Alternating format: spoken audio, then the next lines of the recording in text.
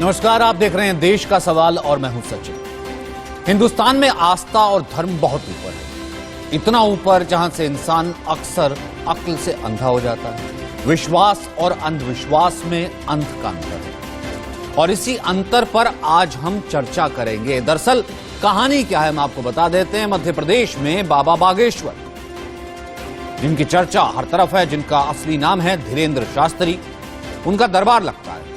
बाबा बागेश्वर कई तरह के दावे करते हैं और इन्हीं दावों को वो नागपुर की संस्था ने चुनौती दे दी है, जिसके बाद बाबा पर बवाल शुरू हो गया है।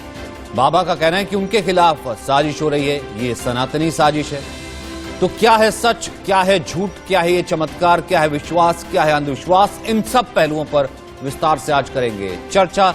लेकिन पहले बाबा चमत्कार करते हैं या झूठा प्रचार, ये समझिए। इंडिया न्यूज के मैनेजिंग एडिटर राणा यशवंत और एग्जीक्यूटिव एडिटर मनोज मनु ने जब बाबा बागेश्वर उर्फ धीरेंद्र शास्त्री से बातचीत की तो उन्होंने क्या कहा।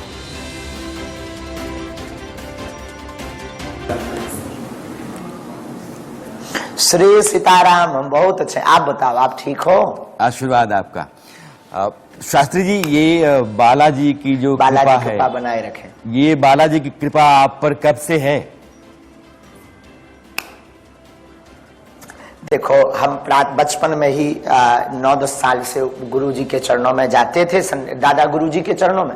वहीं बागेश्वर धाम में छोटा मंदिर था, वहीं सेवा करते थे। तो बचपन से ही हमारा जीवन उनके चरणों में व्यतीत हुआ। कृपा तो प्रत्येक व्यक्ति के जीवन में जन्म से होती है ईश्वर की।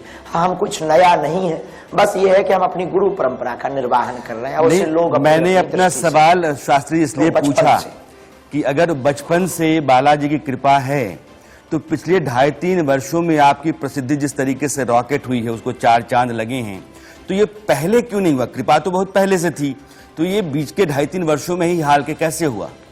देखो, हम इन न्यूज वालों में और ये आपका जो डिबेट है, जो कैमरा है जी, हम तो दरबार 11 साल से वहीं सेवा में बैठ रहे। संस्कार वाले आए, लोग आए, उन्होंने वायरल किया।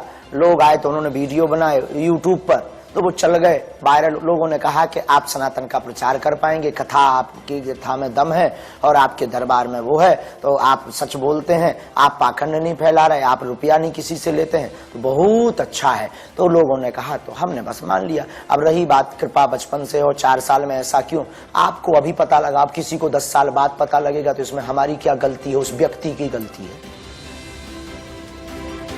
तो बाबा बागेश्वर को लेकर के देश भर में जहां एक तरफ सवाल हो रहे हैं, तो कई दिग्गज नेता बाबा के समर्थन में आ गए हैं। बीजेपी के महासचिव और मध्य प्रदेश के कद्दावर नेता कैलाश विजयवर्गीय ने क्या कहा है, आइए सुनिए। कुछ भी नहीं, मेरे इष्ट का चमत्कार है। मुझे हनुमान जी पे विश्वास है, मुझे सन्यासी बाबा पे विश्वास है और उनकी कृपा से सब कुछ होता है। मैं कुछ भी नहीं, मैं तो उनका छोटा सा साधक हूँ। इसलिए ये इस प्रकार के उनके पर आरोप लगाना मिथ्या है। और सनातन धर्म में ऐसे बहुत सारे लोग हैं जहाँ कोई ये क्यों नहीं बोलता है कि जावरा के अंदर बहुत सारे लोग वहाँ पर लौटते हैं, पीटते हैं, उनके बारे में कोई चर्चा नहीं करता है। और एक महात्मा जी के सामने, हिंदू महात्मा है वो, उनके सामने इस प्रकार की कोई घटना होती है तो उस पर लोग प्रश्न चिन्ह उठाते हैं। आज तक किसी ने जावरा के दरगाह पे किसने प्रश्न चिन्ह उठाए? अब सवाल बाबा पे कहीं उठ रहे हैं। बाबा ये कह रहे हैं कि ये तो सनातनी साजिश है। क्या दरगाह पे सवाल उठाए? क्या ईसाई मिशनरियों पर सवाल उठाए जाते हैं? अब बाबा अगर कह रहे हैं कि हम पर ये सिर्फ विश्वास है, आस्था है, इस कारण से भक्त आते हैं, तो हम पर ही इतने सवाल क्यों? तो ऐसे में क्या ये अंधविश्वास है, चमत्कार है? बाबा का दावा कितना सच और कितना झूठ है, आज इस पर हम करेंगे चर्चा। देश का यह है सवाल कि बाबा का दावा कितना सच, कितना झूठ। क्या धीरेंद्र शास्त्री में वाकई, जिसे वो कह रहे हैं कि वो सिद्ध है, चमत्कारिक शक्ति है? तीसरा सवाल, बाबा बागेश्वर अपने दावों को सही साबित क्यों नहीं करते? क्या धीरेंद्र शास्त्री अंधविश्वास का फायदा उठा रहे हैं? वहीं एक और सवाल, क्या बाबा के खिलाफ सनातनी साजिश हो रही है क्या, जिसका जिक्र यहां पर खुद बाबा कर रहे हैं? हमारे साथ जो पैनल मौजूद हैं, तमाम बेहद पहुंचे हुए लोग, बेहद पढ़ा लिखा और बेहद हम ये कह सकते हैं कि डेकोरेटेड पैनल मौजूद है अपने अपने फील्ड में, धर्म में, और जिनको बहुत महारत हासिल है। उनसे मैं आपका तारुफ करा देता हूं। पवन सिन्हा है हमारे साथ, हिंदू धर्म गुरु। हमारे साथ चक्रपाणी महाराज हैं, संत महासभा से। हमारे साथ आचार्य शिव योगी महाराज हैं। हमारे साथ गुरुदेव श्री कश्यप हमारे साथ स्टूडियो में है इस वक्त। हमारे साथ आचार्य प्रमोद कृष्णम जो कि जुड़ेंगे कुछ ही देर में, महंत ऋषिश्वरानंद जी जो कि साधु समाज से हैं वो भी इस वक्त हमारे साथ हैं। तो ये तमाम लोग इस वक्त हमारे साथ हैं। सबसे पहले चक्रपाणी जी मैं आपसे शुरू करना चाहता हूं, क्या सच में चमत्कार कर रहे हैं बागेश्वर बाबा? आपको क्या लगता है, या फिर सवाल उठाना गलत है कि नहीं, आस्था पर सवाल नहीं उठाया जा सकता, ये सनातनी साजिश है? क्या लग रहा है आपको? नहीं, एक तो सबसे पहले मैं बता दूं सचिन जी कि हमारा सनातन धर्म में शास्त्रार्थ की व्यवस्था दी गई है और सनातन धर्म हमारा त्रिविध विज्ञान पे आधारित है। पहला भौतिक विज्ञान जो भौतिकता के बारे में ज्ञान कराता है, दूसरा जीव विज्ञान जीव के बारे में ज्ञान कराता है, हम कौन और आप कौन है, और तीसरा ब्रह्म विज्ञान जो ब्रह्म से साक्षात्कार कराता है। और हमारे सनातन धर्म में अनेक विद्याएं हैं, अष्ट सिद्धि नौ निधि के दाता, अनेक सिद्धियां हैं, अनेक साधनाएं हैं, अनेक वो चीजें। चमत्कार उसके लिए है जो नहीं जानता है। आज तो पंडित धीरेन्द्र शास्त्री जी हो या पंडोकर सरकार हो, इनको सोशल मीडिया इसके माध्यम से वो किया, तो लोग जो नहीं इस चीज को जानते हैं वो आश्चर्यचकित है कि भाई ऐसे कैसे हो सकता है, क्यों नहीं हो सकता। हमारे यहाँ आज जगत गुरु शंकराचार्य ने तो पर काया प्रवेश किया था, यानी अपने प्राण, अपने शरीर से प्राण निकाल के दूसरे मृत शरीर में आकर के, और उन्होंने 1 वर्ष तक व्यतीत किया समय। तो ये कई हमारे सनातन धर्म में अनेक विद्याएं हैं। स्पर्श चिकित्सा करके जो है लोगों को ठीक, भगवान श्री राम ने स्वयं स्पर्श चिकित्सा करके और सुग्रीव को ठीक करने का काम किया था, तरंग चिकित्सा और अनेक प्रकार की चीजें हैं। तो सवाल यह है कि इस पे अनुशीलन करना चाहिए, अनुसंधान करना चाहिए, तो वो न करके सीधे आरोप लगा दिया जाता है, इसलिए कि वो हिंदू सनातनी है। और हिंदू सनातनियों पे आरोप लगाना सबसे आसान है इस भारत में लेकिन तर्क की आंख से भी तो होती है, महाराष्ट्र में तर्क की आंख भी तो होती है ना गुरुदेव श्री कश्यप, एक तर्क की आंख होती है। उस तर्क की आंख से अगर देखें कि वो इतनी बड़ी भीड़ में जो है लोग, सवाल हमने सब पर उठाया है कि अगर कोई दरगाह पर चादर चढ़ाता है कि उस पर भूत आया हुआ है, कि वो ठीक हो गया, उस पर भी सवाल उठता आया है। अगर कोई ऐसे ईसाई मिशनरीज हैं वो गॉड के नाम पर वो कर रही कि इसको ऐसी लाइलाज बीमारी है जो नीचे से खड़ा हो गया, वो गिर गया था, खड़ा हो गया, वो चीजें भी हम दिखाते हैं। यहां पर हम ये कह रहे हैं कि कई ऐसे वीडियोज है जहां वो कह रहे हैं नेगेटिव एनर्जी, पॉजिटिव एनर्जी, या फिर पहले से ही किसी आदमी का नाम लिख करके देना, पता करना, क्या ये संभव है? मतलब तर्क की नजर से गुरुदेव श्री कश्यप जी, तर्क की नजर से यदि मैं बात करूं तो सबसे पहली बात मैं बताऊं, देखिए साइंस और शास्त्र, सबसे पहले जो आज के डेट में जो आज ये जो विवाद खड़ा है उसमें सबसे पहले जो क्या ये संभव है, ये तंत्र है, तो बिल्कुल संभव है। लेकिन इसकी एक देखिए, ये विवाद तब खड़ा होता है जब हम एक लक्ष्मण रेखा को पार कर जाते हैं। लक्ष्मण रेखा यानी इस विद्या जो हमारा जो तंत्र जिसके लिए विवाद है, उसमें हम ऑलरेडी पास्ट को और प्रेजेंट तक को जान सकते हैं, फ्यूचर इसके अंदर नहीं है। लेकिन अब यह 2 पहलू मैं बता रहा हूं। फ्यूचर के लिए भी यदि आपने और ज्यादा, जो कि बहुत कम ही ऐसे संत मिलेंगे, यदि और डीप में जाया जाए तो फ्यूचर भी संभव हो सकता है। वो जो पास्ट के लिए बात करते हैं, इसके लिए कोई, ये बहुत ही इजी है, एक नहीं कई सारे ऐसे लोगों से मैं मिलवा सकता हूँ, मैं मिलवा सकता हूँ। मैं आज ये चूंकि नेशनल चैनल है तो मैं अपनी बात बेबाकी से रखना चाहता हूं, जो हर हाल में संभव है, लेकिन एक दायरा है, एक दायरे से बाहर। जैसे मैं आप लोगों को एक शब्द कहना चाहता हूं, यदि उंगली उठती है तो आप कहते हैं शास्त्रों पे उंगली उठती है।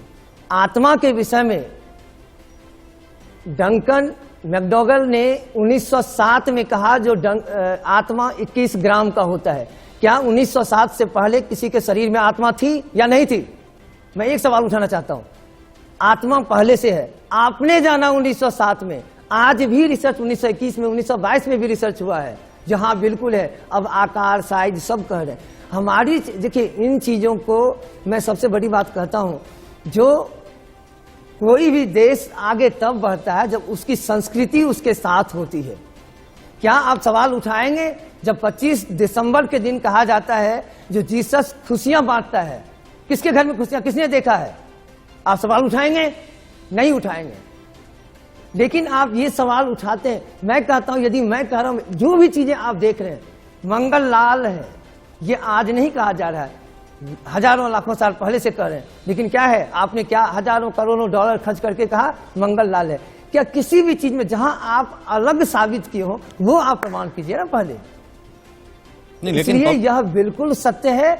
और लेकिन बस मैं एक सब जरूर कहूंगा, हाँ, ठीक है, कुछ बोलिए, दायरे कुछ रिस्ट्रिक्शन। नहीं, ठीक है, मैं उसी चीज को ही लाना चाह रहा था पवन सिन्हा जी। उसी दायरे में भाई एक दायरा होता है ना, एक साइंस को आप भी फॉलो करते हैं, आप उसके अभ्यस्त हैं, आप उसके माहिर हैं, आप उसके जो है, लेकिन फिर भी आप अपने आप को स्टूडेंट कहते हैं कि नहीं अभी भी जो है एस्ट्रो साइंस को जो है मैं अभी भी रोज नित नए तरीके से प्रैक्टिस करता हूं और सीखता हूं। भाई आपके पास कोई व्यक्ति आता है, आप उसकी कुछ तो डिटेल लेते हैं, फिर कहीं जाके उस एस्ट्रो साइंस में फिट करते हैं, फिर उसके ग्रहों की दशा के हिसाब से ही कुछ बताते हैं या कहते हैं ना। सर सामने बैठा व्यक्ति जिसको मैं नहीं मिला, मैं जानता ही नहीं हूं, और फिर उसके बाद नाम पता हुआ क्या क्या नहीं हुआ, और अचानक से आ जाना और लिख देना और बता देना कि चलो जी हो गई कृपा, तो ये तो पहली नजर में तो क्या अंधविश्वास नहीं लगा? देखिए, जो रही बात विद्यार्थी की, ये एकदम ठीक है, पूरे जीवन विद्यार्थी रहते हैं। कारण ये है क्योंकि हमारा जो सनातन विज्ञान है ये बहुत ही विशद है, जिसके बारे में आचार्य चक्रपाणी जी ने बहुत संक्षेप में सब कुछ बता दिया। दूसरी बात यह है कि मैं तर्क को भी मानता हूं, मैं विज्ञान को भी मानता हूं, और उतना ही मानता हूं जितना मैं अध्यात्म को मानता हूं या ज्योतिष को मानता हूं। तीसरी बात यह है कि हमारे पास एक अंतर्ज्ञान होता है, इंट्यूशन पावर होती है, इंट्यूशन फैकल्टी होती है। साधना से या गुरु की कृपा से जो शक्तिपात होता है, उससे वह अंतर्ज्ञान जाग जाता है। होता सबके पास है, किसी किसी का जाग जाता है। जब वो जाग जाता है तो ये बहुत संभव है कि सामने जो व्यक्ति आपके आए, आप उसे देखकर, उसकी चाल को देखकर, उसके मस्तक की रेखाओं को पढ़कर, यहां तक कि उसकी आवाज से भी उसके बारे में बहुत कुछ बता सकते हैं। अब इसके भी आगे कदम हो सकता है, और हो सकता है वो कदम ये हो कि किसी के पास्ट के बारे में पता लग जाए। नहीं, नाम पता, भाई भतीजी कौन है उनका नाम, और फिर उसके बाद घर पे जो है मकान बनाया था पहले, और फिर घर पे किसी को माँ को कष्ट है या पिता को कष्ट है, मतलब इस तरह की बातें, घर का पता और ये सब। हमारे ये जो हमारा मस्तक है, पूरी बात तो यहाँ पे नहीं, लेकिन मैं जनरल सी बात, ये जो हमारा मस्तक है, इस मस्तक को हम 12 भागों में बांट लेते हैं, और अगर इस मस्तक को हम पढ़ना शुरू कर दें या इस आवाज को हम सुनना शुरू कर दें, तो इसी से हमें ये समझ में आ जाता है कि कौन सा ग्रह किस व्यक्ति का कितना प्रभावी है, और उसके आधार पर हम उसके पास्ट के बारे में या प्रेजेंट के बारे में बता सकते हैं, और उसी के आधार पर, उसी कड़ी को जोड़ते हुए उसके भविष्य के बारे में भी बता सकते हैं। सनातन विज्ञान इतना महान विज्ञान है। इसके अलावा 2 शास्त्र है, भृगु संहिता और दूसरी नाड़ी, अगस्त नाड़ी संहिता। इसमें अगर हम अपना आंकड़ा देते हैं, अंगूठे की छाप देते हैं, तो वो हमारे माता पिता से लेकर आज तक जो भी कुछ जीवन में हुआ है, वो वहां पर विद्वान पढ़कर बता सकते हैं। ऐसी ऐसी चीजें हमारे शास्त्र में उपलब्ध हैं। ताम्रपत्र विज्ञान उड़ीसा के अंदर बहुत प्रचलित है। उसमें हम अपना एक जनरल आंकड़ा देते हैं, और वहां जो विद्वान हैं वो उस पर प्रार्थना करके और पढ़ना शुरू करते हैं। वो ताम्रपत्र को पलटते जाएंगे, पढ़ते जाएंगे, और सब कुछ हमारे बारे में बता देंगे। और कई लोग बैठे होते हैं, वो आप नोट करते जाइए, लिखते जाइए, और स्वयं उसको जान सकते हैं। ठीक है, तो सनातन विज्ञान में वह शक्ति है। ठीक है, आपका लिहाज से ये पॉसिबल है, बिल्कुल ठीक है, ये हो सकता है और ये हो रहा है। हमारे साथ जो है 2 विद्वान और हैं, उनसे उनका कमेंट ले लेते हैं, फिर उसके बाद इस चर्चा का दूसरा भाग जो है मैं शुरू करूंगा, दूसरे सवाल की तरफ आऊंगा। सबसे पहले शिव योगी जी, आचार्य योगी जी, तो मैं ये क्या मानूं आचार्य शिव कि ये चमत्कार हो रहा है फिर ना भाई?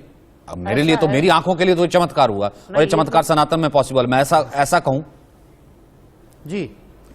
ऐसा है कि इस तरीके के चमत्कार हमारे यहाँ होते रहे हैं, और हमारे यहाँ अध्यात्म विज्ञान कई श्रेणियों में बांटा जाता है, और हमारे यहाँ बहुत सी क्षुद्र शक्तियां होती हैं, अल्प शक्तियां होती हैं, जिनकी सिद्धि करके आप भूत का ज्ञान कर सकते हैं, भविष्य का ज्ञान नहीं कर सकते। लेकिन इससे आध्यात्मिक उन्नति नहीं होती है, इससे सामाजिक उन्नति नहीं होती है। करने वाले को जरूर यह ध्यान रखना चाहिए कि जो कार्य हम कर रहे हैं उससे हमारा देश, हमारा समाज किधर जा रहा है। कहीं ऐसा तो नहीं कि अंधविश्वास का मेला लग गया हो, या सारे कर्म सिद्धांत को हम अलग करके और अंधविश्वास के पीछे टूट पड़े हों। हम मानते हैं कि कल्याण सबका होना चाहिए, आध्यात्मिक उन्नति सबकी होनी चाहिए, लेकिन भगवान गीता में संकेत करते हैं भूतानि यान्ति भूतेज्या, भूतों का यजन करने वाले, इस तरीके से भूतों की उपासना करने वाले भूत योनियों को ही प्राप्त करते हैं। इससे यह पता चलता है कि भूत योनियां होती हैं हमारे यहां, क्योंकि यह ब्रह्मांड इतना छोटा नहीं है जितना हम सोचते हैं। यह अनादि अनंत है और इस अनादि अनंत के अंदर अनंत शक्तियां हैं। कभी कभी किसी को अचानक ये शक्तियां प्राप्त हो जाती है और कभी किसी किसी महात्मा या आशीर्वाद, क्योंकि हम लोग गांव या देहात या सब जगह देखते रहते हैं, तो ये संभव है। लेकिन इसके पीछे ये विज्ञान जरूर ध्यान रखना चाहिए कि जनता कहीं अंधविश्वास के मेले में भटक न जाए। हमारा अध्यात्म कहीं अंधविश्वास के ठीक है आपने कहा कि ये पॉसिबल है, लेकिन जनता जो अंधविश्वास, इसको ये ना हो कि एक भीड़ चाल की जगह अंधविश्वास के पीछे ना पड़ जाए, लेकिन सनातन में ये तार्किक तौर पर पॉसिबल है। महंत ऋषि विश्वलानंद, आपको क्या लगता है ये क्या हो रहा है? ये अंधविश्वास का मेला है, ये चमत्कार है, ये बाबा को चुनौती है, या फिर वहां पर ये क्या चल रहा है? या फिर बाबा को खुद को कह रहे हैं कि उन्हें सब चैलेंज स्वीकार है? नागपुर में कमेटी जो है अंधविश्वास उन्मूलन कमेटी, उनको चैलेंज कर देती, तो फिर ये क्या चल रहा है? आपकी नजर में क्या है मान जी? देखिए अरोड़ा जी, यह जो भारत भूमि है ये ऋषियों मुनियों की भूमि है। यहाँ का इतिहास बहुत ही एक बृहद इतिहास रहा है। यहाँ पर लाहिड़ी महाशय जी, महायोगी जी, ऐसे ऐसे महातपस्वी जो हिमालय में पूजा करने के बाद, तप करने के बाद, वो कभी कभी इंग्लैंड में भी दर्शन दिया करते थे। ये तो बहुत कम समय की बात है, और उनका दर्शन भारत में भी किया जाता था।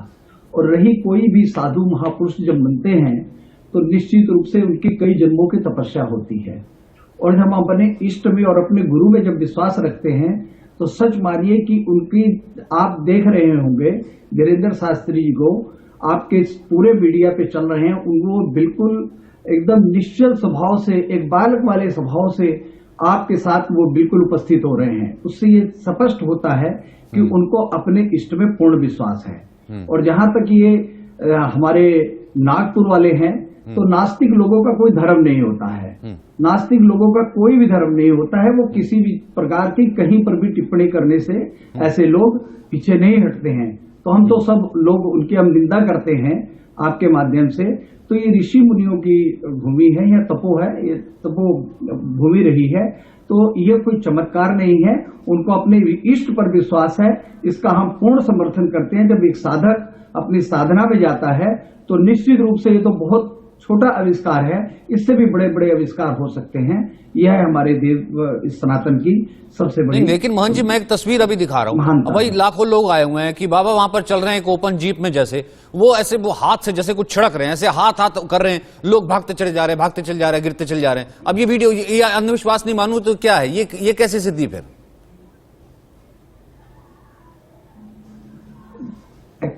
अब विश्वास की जहां तक बात है, देखिए वो जब भी वो बोलते हैं निश्चल भाव से, वो बालाजी का नाम, वो उनके जो इष्ट हनुमान जी हैं, अपने उनके जो दादा गुरु जी हैं सन्यासी जी महाराज, वो उनकी शक्ति पर अपने को स्वयं कहीं पर भी नहीं प्रदर्शित करते हैं। देखिए हमारे यहाँ जब कभी कोई साधनाएं प्रफुल्लित होती हैं, जब साधनाएं कार्य करने लगती हैं, तो निश्चित रूप से आश्चर्यजनक जो परिणाम आने लगते हैं, तो लोग उस पर शंका की दृष्टि से आ जाते हैं। तो हम तो ये पूर्ण रूप से कहेंगे कि जब कोई भी व्यक्ति सनातनी साधना में जाएगा तो उसके लिए कोई बहुत बड़ा चमत्कार नहीं है।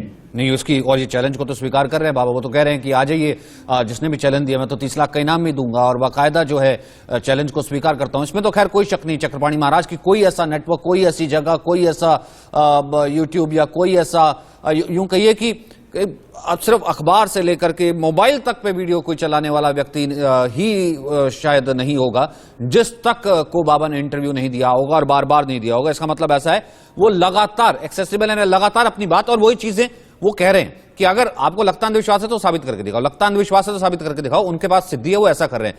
लेकिन फिर भी वो कौन लोग हैं, फिर मैं कहता हूं, बाबा कह रहे हैं कि ये हमारी सनातनी साजिश है, फिर भी वो कौन लोग हैं? जब पूरा पैनल कह रहा है कि ये पॉसिबल है, फिर वो कौन लोग हैं जो 24 घंटे फिलहाल ट्विटर से लेकर सोशल मीडिया पर यही चल रहा है, बाबा ढोंग कर रहे हैं, बाबा फरेबी है, बाबा नौटंकी करते हैं, बाबा अंधविश्वास फैला रहे हैं, इस बाबा को हटाओ, इस बाबा को हटाओ। चक्रपाणी, देखिए सचिन जी, इस बात को जानना और पूरे देश समझ रहा है, पूज्य हमारे ये चारों संत बैठे हुए हैं, सब जानते हैं और आप भी जानते हैं, आप तो वरिष्ठ पत्रकार हैं, कि सोशल मीडिया के माध्यम से और पिछले आज़ादी के बाद से आप देखिए कि किस प्रकार से फिल्मों के माध्यम से कभी संतों पे टारगेट, कभी मठ मंदिरों पे टारगेट, कभी ब्राह्मण पे टारगेट, कभी माने हिंदू सनातन धर्म पे हमेशा टारगेट, क्योंकि अंग्रेज भी आए तो हिंदू सनातन धर्म की जो व्यवस्था थी, चाहे वर्ण व्यवस्था या और चाहे हमारी आश्रम व्यवस्था, इसको देख करके आश्चर्यचकित हो गए थे कि इतना सुव्यवस्थित, इतना वैज्ञानिक कोई कैसे हो सकता है, इतने आगे। इसीलिए भारत हमारा सोने की चिड़िया था, विश्वगुरु हुआ करता था। लेकिन क्या था, उसको कैसे इसको पथभ्रष्ट किया जाए, कैसे इसको खत्म किया जाए, तो ये सबसे आसान तरीका होता है जो तिलक लगाया, जो भगवा पहना, जो सनातन का ध्वजवाहक है, जो सनातन धर्म का प्रचार प्रसार कर रहा है, उसको हम क्यों ना उसको समेट ले। आप सचिन जी देखिए कि न पंडित धीरेन्द्र शास्त्री जी पे न कोई जमीन कब्जा का आरोप है, न किसी ने, उसने लाखों की भीड़ में एक व्यक्ति ने नहीं आरोप लगाया कि हमसे इन्होंने पैसा ले लिया या किसी तरह से धोखाधड़ी किया, लेकिन बेवजह बस आरोप लगाना है। आरोप इसलिए लगाना क्योंकि सनातन धर्म का उत्थान हो रहा है, सनातन धर्म का एक ध्वजावाहक जो है आगे बढ़ रहा है और सनातन और धर्मांतरण रुक रहा है। तो धर्मांतरण जब रुक रहा है तो लोगों को पेट में दर्द हो रहा है, और लोगों को ये हो रहा है कि व्यसन छोड़ रहे हैं तो लोगों को पेट में दर्द हो रहा है।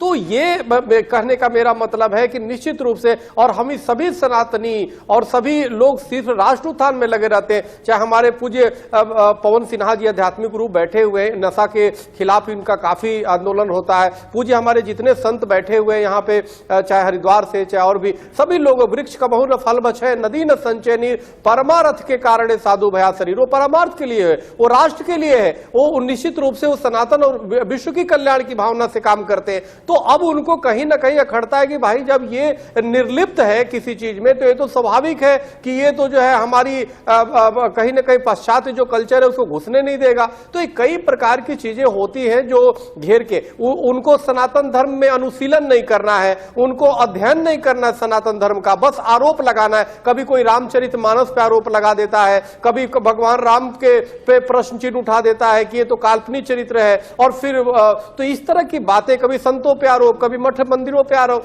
तो ये एक फैशन सा बन गया है, इस बात को समझना होगा। लेकिन एक बात सचिन जी मैं जरूर कहूंगा, हमारे पूज्य संत सभी बैठे हैं, सब जानते हैं कि हमारे सनातन धर्म में शास्त्रार्थ की परंपरा है, और निश्चित रूप से तर्क पर आधारित कोई चीज होता है। हम कभी भी अंधविश्वासी नहीं है, न कोई पूज्य यहाँ पे संत अंधविश्वास को महत्व देता है। अगर जो किसी को वो है तो आप आओ बैठ करके एक जगह जो निष्पक्ष स्थान है वहां बैठ करके आप देख लो। वो तो सीधे छत्तीसगढ़ में भी बुला रहे हैं कि भाई वहां पे तो कांग्रेस की सरकार है, आप आ जाओ हमारे लिए। तर्क दे करके बुला रहे हैं, वो अपने हिसाब से ठीक है, वो टेलीविजन को बाकी सब जगहों को इंटरव्यू दे रहे हैं, बाबा तर्क से नहीं भाग रहे हैं। उन्होंने तो उन लोगों को भी चैलेंज कर दिया, वो जो अंधविश्वास उन्मूलन कमेटी वाले हैं, कि आइए आप भी आइए। अब तक वो पहुंचे नहीं, उनका कि 2 दिन का है हमारा, आज अब तक तो आए नहीं थे, हो सकता है कि शाम तक आए या कल आए। उनको कह रहे कि आप सामने बैठिएगा तो मैं आपका बता दूंगा, वो कह रहे कि आप नहीं बता पाएंगे।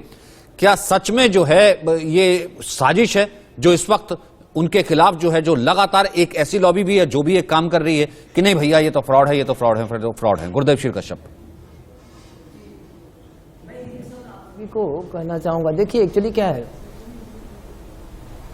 कभी यहां क्या होता है, कई बार हम लोगों में से ही, देखिए जो फैक्ट है, मैं कई सारा आपको प्रमाण दिखा सकता हूं, कई बार लोग अपना मार्केटिंग करने के चक्कर में इन चीजों को खुद ही खराब कर देते हैं जो यह नहीं है। जैसे मैं देखिए क्या कहते हैं, वेद शिक्षा व्याकरण छंदो निरुक्तं ज्योतिषं तथा कल्पश्चेति षडंगानि वेदस्याहुर् मनीषिणः, कहता है वेद है तो वेद का, जैसे हम शरीर कह रहे हैं तो शरीर में अंग है, हम कहेंगे नहीं ये बॉडी है, आंख नहीं है, आंख है, हमने आंख कहा है, ज्योतिष को आंख कहा गया है, देखने का काम करता है। ये जो चीजें हैं, देखिए जब आप डिप्थ में चलते चले जाएंगे, जब इसके गहराई में जाएंगे तो यह बहुत कुछ संभव है।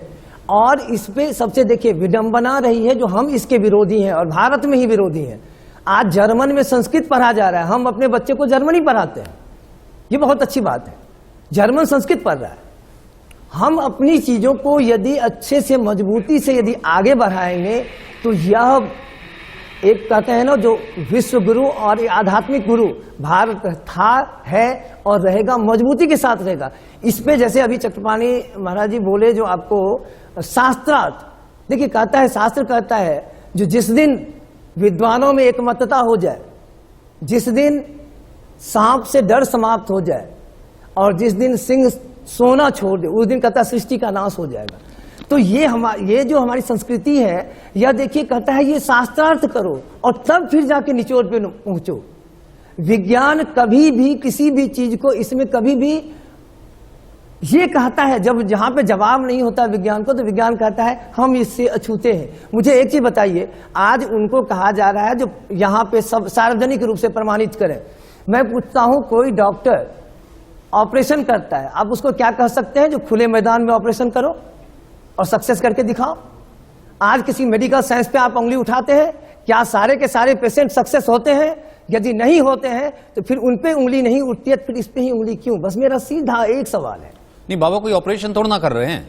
नहीं, ऑपरेशन बाबा कोई ऑपरेशन नहीं कर रहे हैं, वो तो एक साइंस है, उसके लिए एमबीबीएस किया, उसके लिए डॉक्टर ने एमडी किया, और फिर भी कहते हैं वो डॉक्टरी तौर पर जो डॉक्टर का फर्ज है जान बचाना, वो तो ऊपर वाले के हाथ में है या उस शक्ति के हाथ में है भैया। लास्ट में वो भी कहता है जो हम ये ऊपर वाले पे है, जब उसके कंट्रोल में नहीं होता है तो कहता है सब कुछ मैं कह रहा हूं, मैं आप सबसे इत्तेफाक रखता हूं, ये सब संभव है पवन सिन्हा जी, सनातन में सब संभव है और सिद्धि से सब संभव है, तपस्या से, तप से, योग से और मेडिटेशन से, और यही हमारा आदि अनादिकाल से इतिहास रहा है। ऐसे नहीं, आप माइनस में तो कितना टेम्परेचर होता होगा तो कह ही नहीं सकते कि कहाँ ग्लेशियर्स के अंदर, और ऊपर जहां से गंगा जी निकलती है, गंगोत्री यमुनोत्री के ग्लेशियर में भी आप चले जाइए, वहां पर भी कोई योगी बैठा होगा, नागा योगी बैठा हुआ, तप करता हुआ मिल जाएगा। अभी तक के वीडियोस जो आज आकर के वायरल होते हैं, भाई उनकी भी तो कोई सिद्धि होती होगी, वरना ऐसे साइंस की नजर से देखे तो ऐसा बैठना पॉसिबल ही नहीं है, ऐसा हो ही नहीं सकता। हार्ट मास का आदमी मर जाएगा,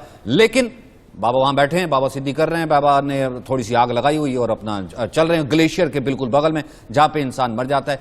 लेकिन मैं ये कह रहा हूं पवन सिन्हा जी, लेकिन रोज इतने सारे फिर लोग आएंगे, आपके पास सिद्धि है या आप कर सकते हैं, मैं ये नहीं कह रहा, लेकिन कुछ ही 2-2.5 साल में हमने देखा इस बागेश्वर धाम में लोग आने लगे, लोग बढ़ने लगे, सैकड़ों, हजार हुए, लाख हुए, फिर उसके बाद लाखों हुए।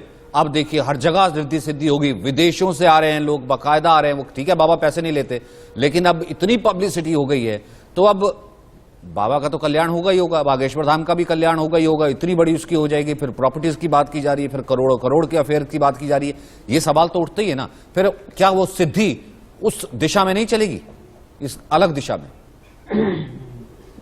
ये प्रश्न आपका बहुत अच्छा है, और हमारे आचार्य शिव योगी जी ने भी, श्री गुरुदेव श्री कश्यप जी ने भी इसके बारे में बड़ा स्पष्ट कहा है कि इससे आध्यात्मिक उन्नति नहीं होती, इसलिए आध्यात्मिक उन्नति की ओर बढ़ना चाहिए।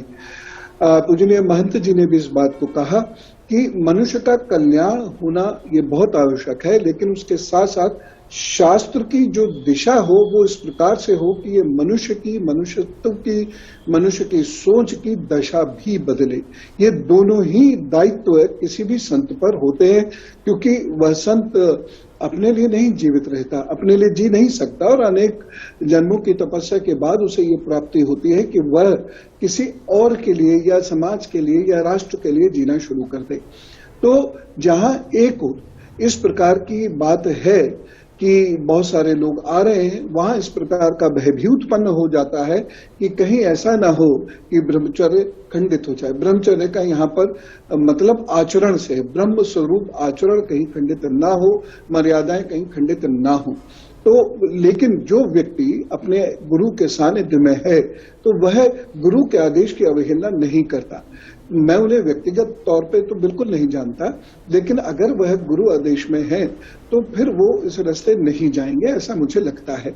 दूसरी चीज जो मैं कहना चाहूंगा बहुत संक्षेप में, वो ये कहना चाहूंगा कि जो उनको नागपुर में जो चुनौती दी गई, अगर आप उस चुनौती को बहुत ध्यान से सुने तो ये वो चुनौती है जिसमें वो एब्सोल्यूट की बात कर रहे हैं। एब्सोल्यूट मनुष्य नहीं जा सकता।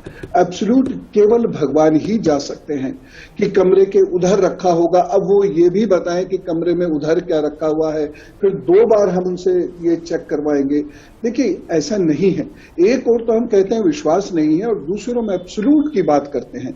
अगर एब्सोल्यूट पे जाना है, ठीक है, आप यही चुनौती फिर बाकी लोगों के सामने भी रखिए।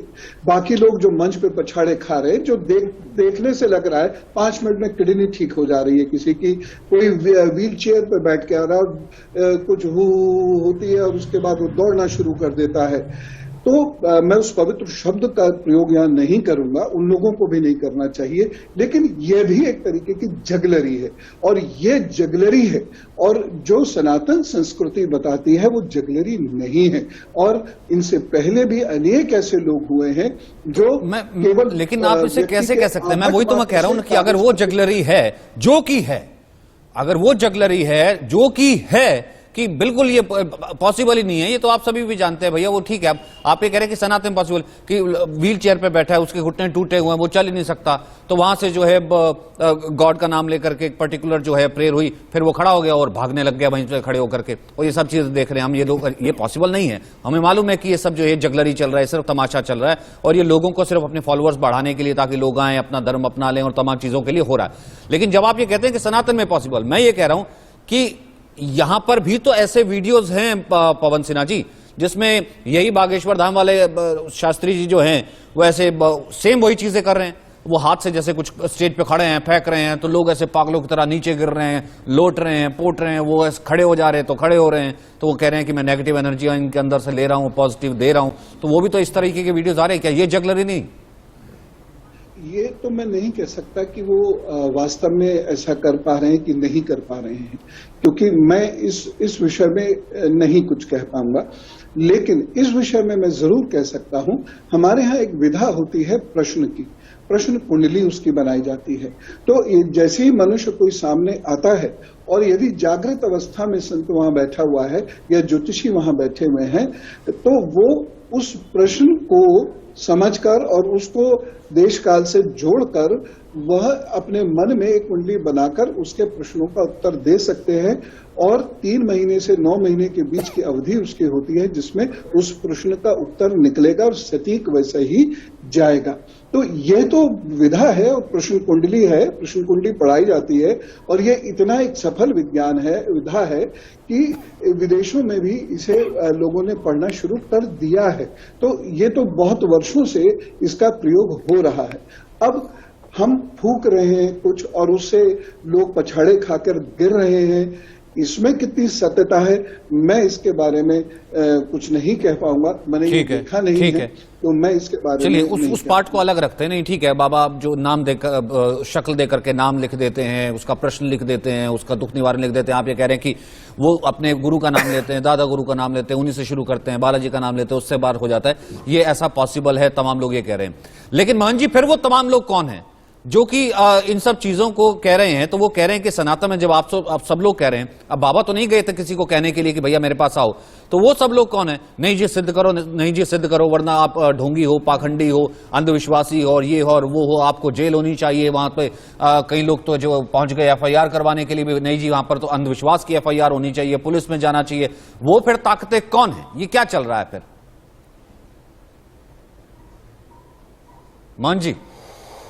देखिए, जैसे गोदिया मीडिया बोला जाता है, तो भारत में भी इस प्रकार के कई लोग पाए जाते हैं जिनका कोई धर्म से किसी प्रकार से कोई लेना देना नहीं होता है, और कम्युनिस्ट मानसिकता के लोग रहते हैं।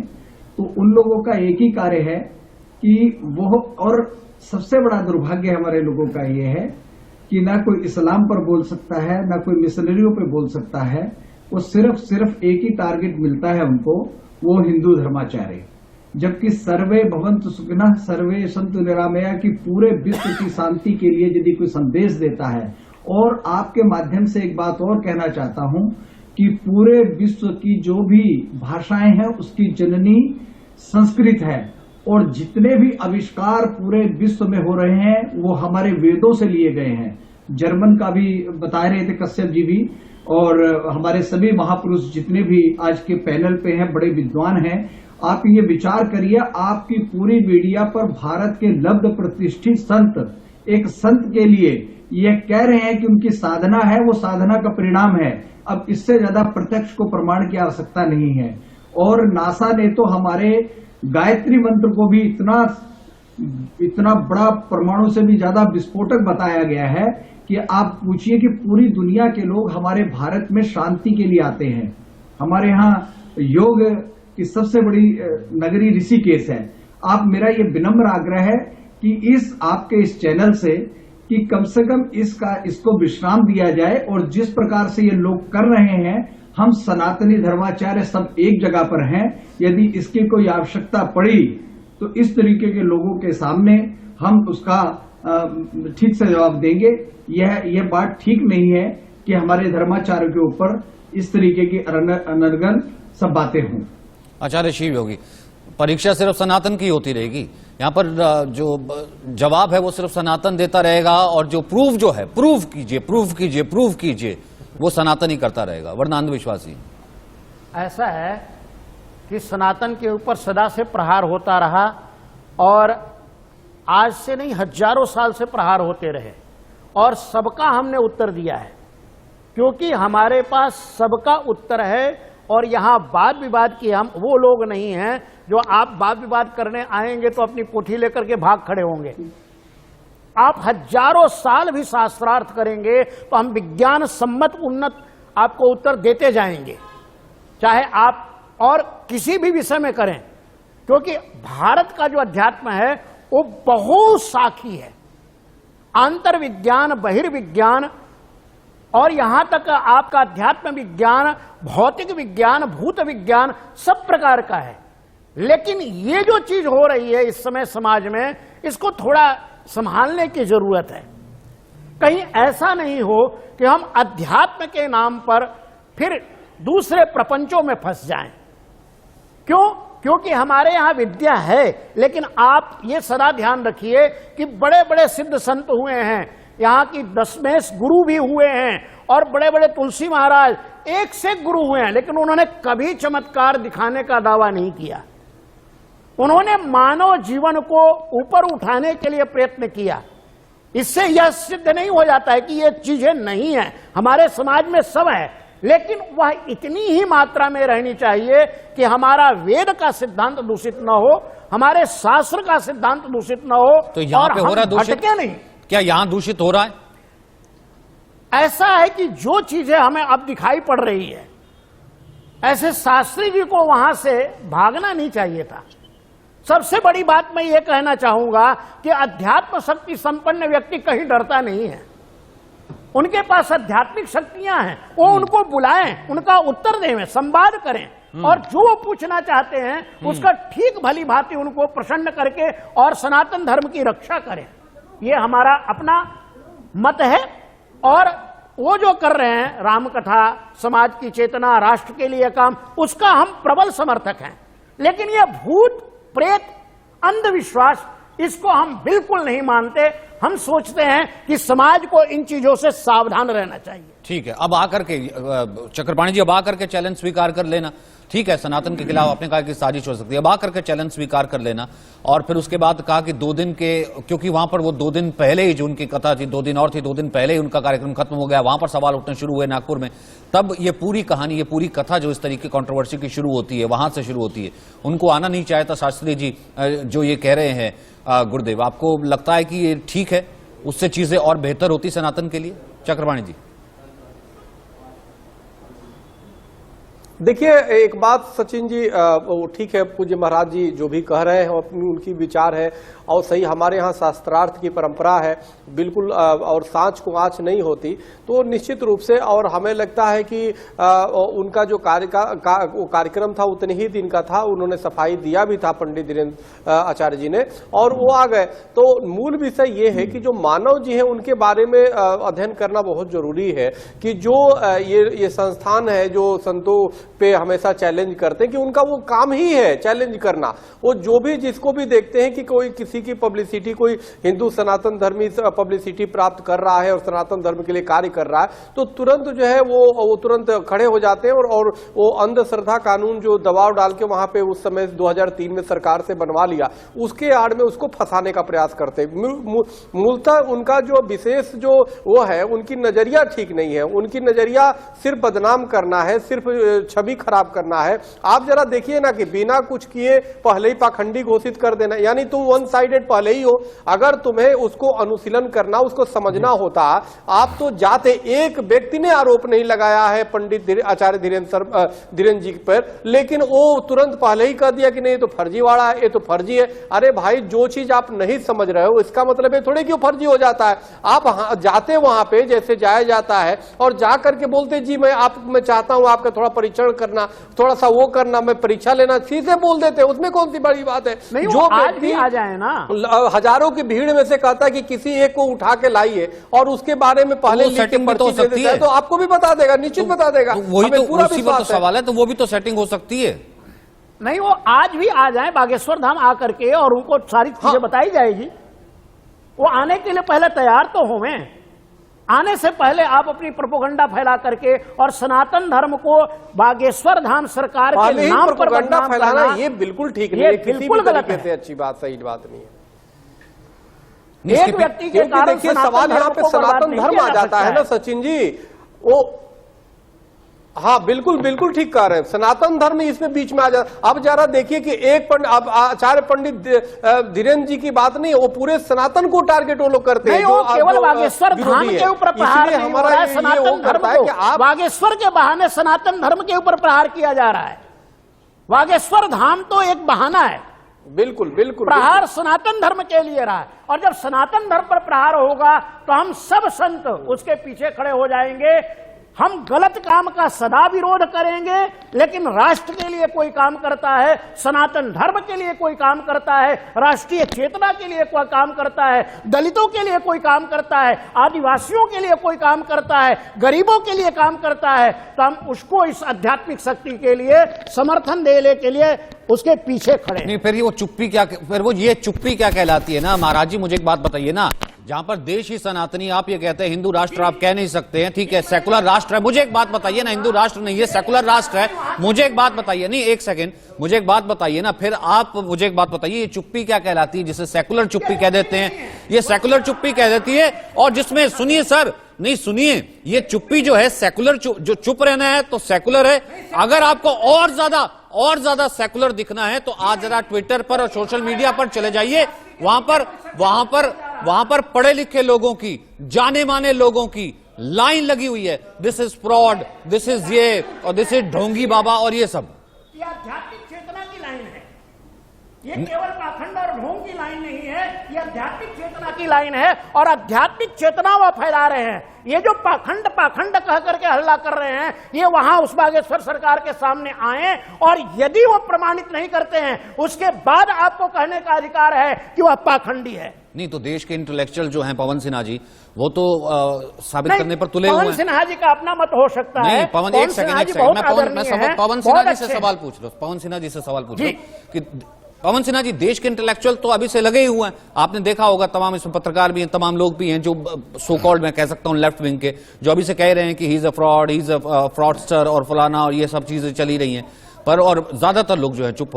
तो मैं ये कहता हूं कि क्या ये सब आउटरेजी, ये क्या कहते हैं, जिसे कहते हैं फ्रीडम ऑफ एक्सप्रेशन, उसी तरीके का होता अगर ये सवाल उठे होते? पहले तो सवाल जो छोड़ ही दीजिए, सवाल उठना ही है ही नहीं। अगर यही कहीं सवाल उठा होता, हिजाब को लेकर के सवाल उठा होता, या धर्म विशेष को लेकर उठा होता, या किसी फादर को लेकर के उठा होता, सर कत्लो गारत ना हो गया होता। बिल्कुल ठीक बात आपने कही है। और मैं महंत जी की बात को ही आगे बढ़ाता हुआ कहता हूं कि जब आतताई यहाँ पर आए, मुगलिया, तुर्की, मंगोल वाले, अफगानिस्तानी, जब ये यहाँ पर आए तो उन्होंने यहाँ पर अपने उपनिवेश की स्थापना की और भारतीय संस्कृति को खंडित करने की कोशिश की, क्योंकि उनकी समझ में आ गया था कि जब तक इसे खंडित नहीं करेंगे कुछ हो नहीं पाएगा, लेकिन वो कर नहीं पाए। उसके बाद 1857 का जो प्रथम स्वतंत्रता संग्राम होता है, उसके बाद उनकी ये समझ में आ गया अंग्रेजों की कि जब तक आचार्यों को, जब तक साधुओं को, आश्रमों को खत्म नहीं किया जाएगा तब तक कुछ होगा नहीं। और इसलिए उन्होंने ये बाबा वाला प्रोपेगेंडा फैलाना शुरू किया कि जो बाबा है उसके साथ दो शब्द उन्होंने जोड़ दिए, ये ढोंगी है, ये पाखंडी है। उसके बाद हमारी जो एजुकेशन पॉलिसीज चली मैकॉले वाली, उसमें भी इसी चीज को उन्होंने आगे बढ़ा दिया और धीरे धीरे ये बात जीन्स में, हमारे दिमाग में घुस गई। लेकिन आज भी बहुत सारे ऐसे लोग हैं जिन्होंने इस चीज से प्रभावित हुए बिना भारतीय संस्कृति को आगे बढ़ाया। 4 महानुभाव हमारे साथ भी यहाँ पर उपस्थित हैं जिन्होंने हर तरीके से अपनी संस्कृति को आगे बढ़ाया है और बिना डरे आगे बढ़ाया है, और हम आगे इसी तरीके से बढ़ाते रहेंगे क्योंकि हमारी संस्कृति की जो नींव है विज्ञान पर टिकी हुई है। और जो पाश्चात्य शैक्षिक जगत से आते हैं, ये वहां के शिक्षण प्राप्त करते हैं और उसके अंदर उनकी विश्लेषणात्मक शक्तियां जो हैं वह न्यून कर दी जाती है और उनके मन में एक पूर्वाग्रह डाल दिया जाता है कि जो भी कुछ भारत का है वह पाखंड है, वह ढोंग है, वो बेकार है, अवैज्ञानिक है। इससे वही लोग, अब देखिए 2% 3% लोग हैं बस, तो वही लोग इस प्रकार की बातें करते हैं और प्रेजुडिस होकर बातें करते हैं, एक लेफ्ट आइडियोलॉजी को आगे बढ़ाने की कोशिश करते हैं। बाकी और धीरे धीरे लोगों की समझ में आने लगी है कि पाश्चात्य जगत भी अभी से समझने लगा। जिस तर्क से आपने बात शुरू की कि यहाँ पर कि देखिए कितने सालों पहले जो आक्रांता आए, मंदिर तोड़े गए, हजारों हजार मंदिर तोड़े गए, सनातनियों पर तो तमाम प्रहार तभी से ही शुरू हो गए थे, लेकिन फिर भी सनातन जो है वो लड़ता चला आया, अपने आप को सिद्ध करता चला आया और ये आदि अनादि काल से हो रहा है और आदि अनादि आगे भी जो है वो होता रहेगा। इतनी ताकत तो सनातन में है, लेकिन क्या तर्क में भी इतनी ताकत है? इस कारण से आज हमने ये चर्चा रखी थी। और एक चर्चा ये भी कि क्या यही अगर कसौटी यहां धीरेन्द्र शास्त्री के लिए है तो क्या दूसरे लोगों के लिए भी ये सवाल आप उठा सकते हैं जहां पर तमाम चीजें होती हैं। फिलहाल आज इतना ही, बहुत बहुत शुक्रिया।